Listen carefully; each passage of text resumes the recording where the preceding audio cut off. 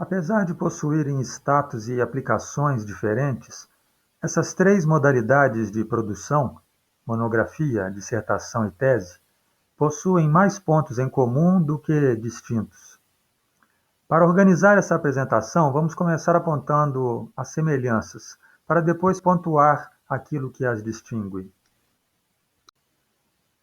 As três modalidades são produções acadêmicas de encerramento de curso. Portanto, são documentos que representam o resultado de um estudo, devendo expressar conhecimento do assunto escolhido e sendo o produto de leituras, observações, investigações. A abordagem implica em análise, reflexões e críticas desenvolvidas nesses cursos. Resultam de um processo de investigação sistemática. Tem por objetivo a reflexão sobre um tema ou problema específico, ou seja, possuem um foco.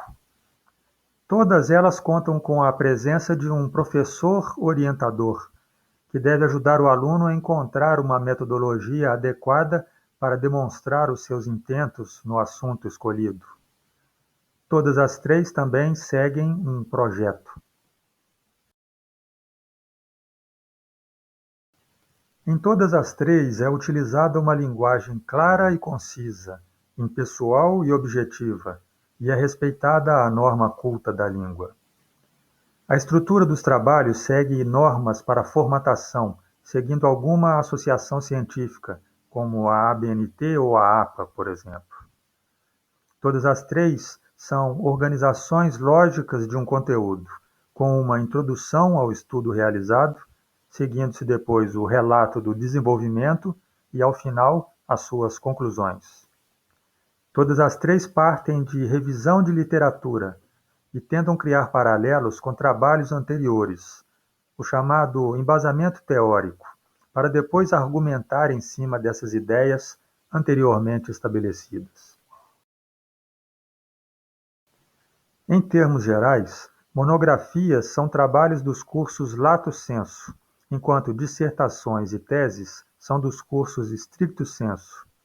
Os termos lato sensu e stricto sensu indicam sentido amplo e sentido estrito, indicando que dissertações e teses seriam estudos mais específicos e as monografias mais amplos. Mas isso é um tanto variável. As características que citaremos adiante estão presentes nos três tipos de trabalho, mas vão num crescendo em termos de importância e exigência na ordem monografia, dissertação, tese. Então, as características que vão subindo num grau de exigência são as seguintes. A justificativa da importância do trabalho para a área, a relevância ou contribuição deste trabalho para o crescimento da área de pesquisa escolhida. O aprofundamento do embasamento científico e acadêmico, com as teorias já publicadas a respeito do seu objeto de estudo. O grau de ineditismo. A exigência quanto a isso vai subindo da monografia para a tese. A monografia e a dissertação não precisam trazer um ponto de vista novo, nem uma contribuição inédita sobre uma área de conhecimento.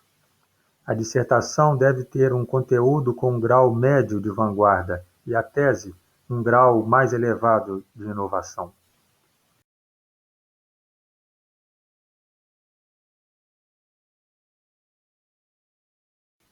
Outra característica que vai subindo de exigência é a proposta de se resolver um problema, com a apresentação de hipóteses a serem testadas. Também a importância e a profundidade da pesquisa empírica, que é a coleta de dados, realização de experimentos, uso de entrevistas, observação sistemática, bem como a profundidade da análise desses dados para se chegar a conclusões. As pesquisas stricto sensu geralmente contam com uma parte de pesquisa empírica própria, em que o pesquisador reúne ele mesmo novos dados daquele assunto. Por exemplo, o administrador pode fazer levantamentos de dados em diversas empresas, o sociólogo pode aplicar questionários em residências, o engenheiro fará ensaios em um laboratório de materiais, o psicólogo realizará um experimento com grupos de voluntários. Esse é o trabalho empírico que será utilizado para tirarem-se novas conclusões e avançar o conhecimento da área. Mas não é obrigatório sempre, pois há linhas de mestrado e doutorado, chamadas de filosóficas, em que é dispensável que sejam realizados esses levantamentos de dados, podendo-se usar dados já disponibilizados por outros pesquisadores.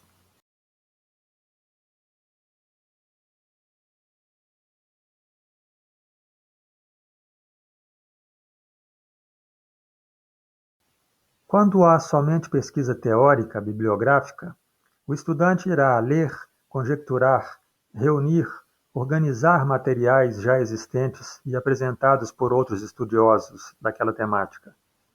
Isso não significa por si um demérito ao trabalho, pois esse tipo de abordagem também tem a sua importância e é essencial para a apresentação de conhecimentos de uma área muito extensa, e quando feito de uma forma bem aprofundada, pode até levar a uma compreensão maior do que foi obtido pelas pesquisas anteriores, chegando até a colocar essas pesquisas, possivelmente sob uma nova interpretação. Outra característica que vai aumentando em aprofundamento é a avaliação que o trabalho faz de uma teoria ou tese de outro autor para que esta seja reforçada ou então refutada.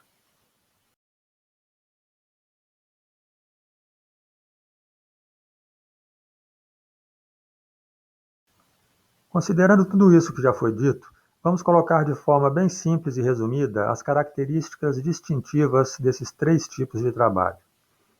Monografia. As monografias são comuns no encerramento das graduações, para a obtenção do diploma de bacharelado e licenciatura. Também são utilizadas nas pós-graduações tipo lato sensu, que são as especializações em geral, e os MBAs, que são especializações voltadas para a área de gerenciamento ou administração. Elas costumam ser chamadas de TCC, trabalho de conclusão de curso, ou TG, trabalho de graduação. A produção científica esperada nesse momento não é tão complexa como nas etapas seguintes. Não se espera que o aluno apresente uma inovação muito grande.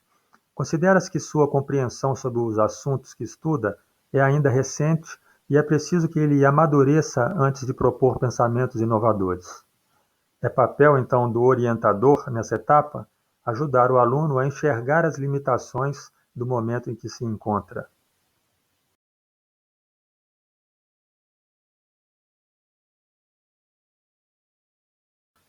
A dissertação é o trabalho de mestrado. Precisa ser aprovado para que o aluno obtenha o grau de mestre. Esse trabalho é usualmente desenvolvido ao longo de 2 anos. Uma das modalidades de se realizar uma dissertação é fazer uma replicação de experiências realizadas por outros estudiosos e assim confirmá-las ou refutá-las, ou então refazer uma experiência, um estudo, num contexto diferente do original.